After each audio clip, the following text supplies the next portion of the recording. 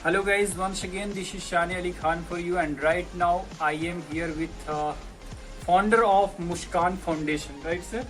So मैं चाहूँगा कि सर आप अपना परिचय लोगों को दें। शुक्रिया शानी भाई। मैं इमरोज़ अली, मुस्कान फाउंडेशन का संस्थापक और प्राथमिक विद्यालय कोरमत्तू एससी का सरकारी शिक्षक। बिल्कुल सही कहा सर, जैसे कि आपने मुस्कान फाउंडेशन के बारे में बात की, तो ये एक एनजीओ है या कुछ और है सर? अपने शब्दों में हम लोग एनजीओ कह सकते हैं, लेकिन रजिस्टर्ड नहीं है। अच्छा। फिलहाल हम लोग एक बैनर बना करके खास करके यतीम बच्चों पर काम कर रहे हैं। वैसे यतीम बच्चे जो सरकारी स्कूल में पढ़ते हैं और उनके माँ या बाप नहीं है इस दुनिया में, वैसे लोगों को हम लोग स्टडी मटेरियल, कपड़ा, जूता, चप्पल वगैरह ये सारी चीज़ें जो बेसिक चीज़ें हैं जिसके कारण बच्चा स्कूल नहीं आ पा रहा है, वैसे बच्चों को ये सारी चीज़ें उपलब्ध करा करके हम लोग ये एहसास नहीं होने देते हैं कि ताकि हमारे माँ बाप इस दुनिया में नहीं हैं, उनके बच्चे पे हमारे फाउंडेशन का ही नाम है कि मुस्कान फाउंडेशन। उन सारे बच्चों के चेहरे पर मुस्कान लाना ये हमारी पहली प्राथमिकता है। जैसा कि मैंने देखा था या सुना था कि इसको यूनेस्को ने भी कवर किया है। सॉरी, यूनेस्को नहीं, यूनिसेफ ने कवर किया है। हाँ। करेक्ट, यूनिसेफ ने कवर किया है। और खुशी की बात है शाने भाई कि यूनिसेफ ने जो कवर किया था, डॉक्यूमेंट्री बनाई थी 5 मिनट की, वो सर यूनिसेफ के हेडक्वार्टर से वो रिलीज हुई और तमाम पूरे वर्ल्ड में इसको देखा गया। अच्छा, तो इतनी बड़ी डॉक्यूमेंट्री बनने के बाद सरकार की निगाह तो खासतौर पे गई ही होगी इस डॉक्यूमेंट्री पे। बहुत ज्यादा तो नहीं कर सकते हैं, लेकिन हाँ कुछ जगहों पर इसका फायदा मिला है।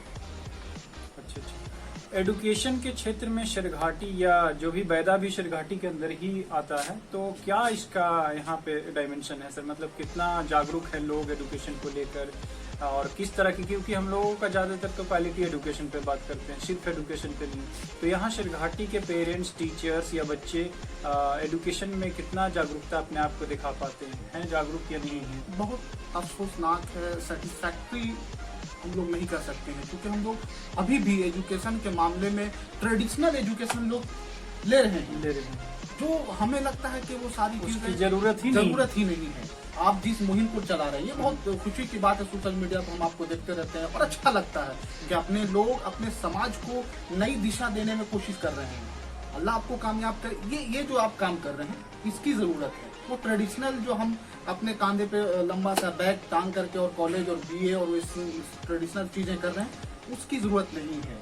क्वालिटी एजुकेशन की जरूरत है, वो चीजें आनी चाहिए। बिल्कुल सही कहा आपने सर। हम लोगों ने समाज में यही देखा, जैसे हम लोगों ने जिस तरह की शिक्षा ली है और वही शिक्षा को बच्चों को दे रहे हैं, तो गलत है। क्योंकि हम लोगों के जमाने के हिसाब से आज 10 साल पहले चले जाए तो उस वक्त रिसोर्सेज के नाम पे कुछ था ही नहीं।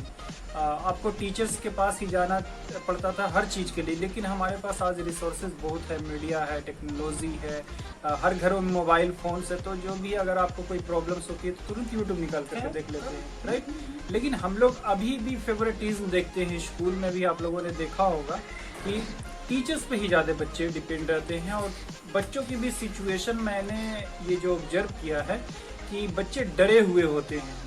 आपने भी देखा होगा बच्चों को, तो बच्चे डरे क्यों होते हैं सर? अभी भी कारण क्या है कि अभी भी बच्चे डर करके ही सवाल पूछ रहे हैं?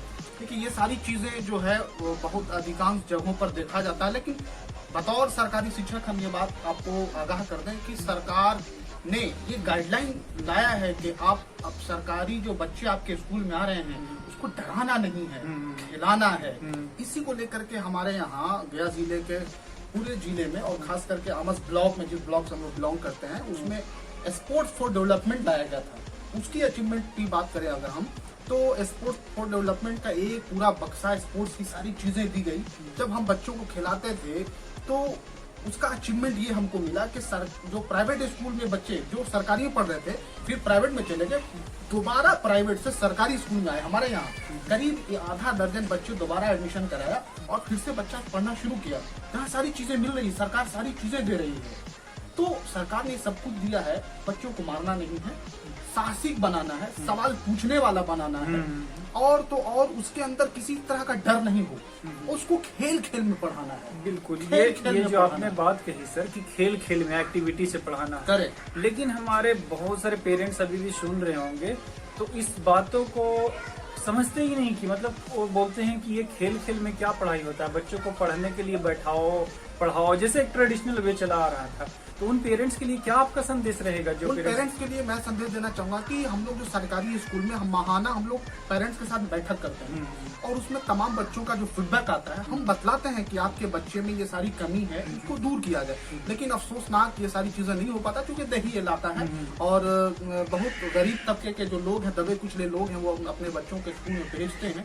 बावजूद हम लोग अपनी जो पोटेंशियलिटी है उससे बेहतर करने की कोशिश कर रहे हैं और आपके चैनल के माध्यम से और इस के माध्यम से बताना चाहेंगे कि पूरे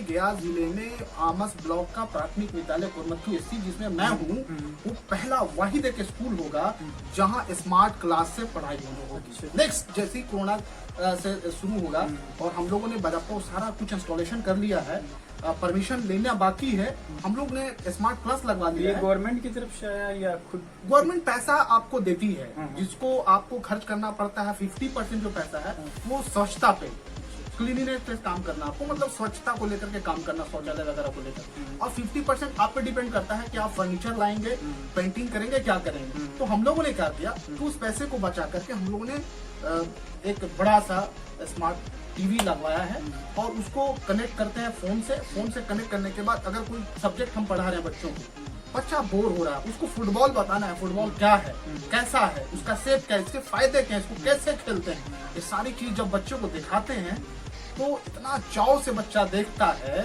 कि मतलब लगता है कि हम लोग अब कामयाब हो रहे हैं।